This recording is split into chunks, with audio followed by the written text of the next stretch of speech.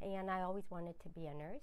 Florence Nightingale was my role model. I remember reading about her, and I just thought, I want to be her as I grow up.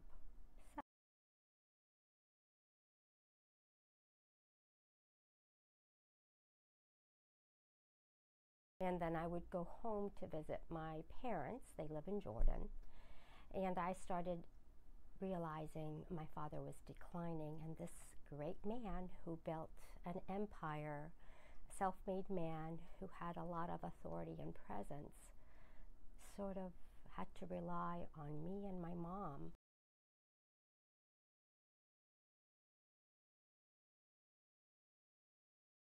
The caregivers that come in desperate, not knowing where to turn, feeling guilty because they feel that they need to take care of their loved ones at home. They're not sleeping, they're not eating, they're burning the candle at both ends. And then they come here and they need help and don't know where to turn to.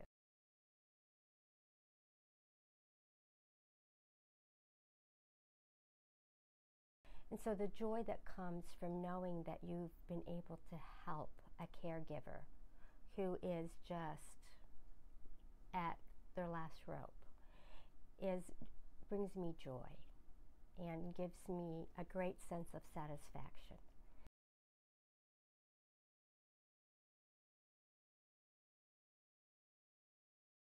When a wife comes in and you see her face and she's pale and she said, I haven't slept for 3 days. And knowing that when you've talked to the son and encouraged him to find a support group close by to where she works and lives, and seeing her the next day coming back or the week after that, looking fresh. She's got makeup on, she's done her hair, and has slept for 8 hours and feels like a brand new person.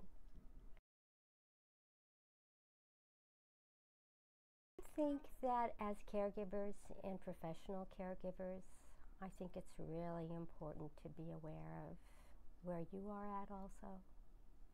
Because I think that you can only take care of others as well as you take care of yourself.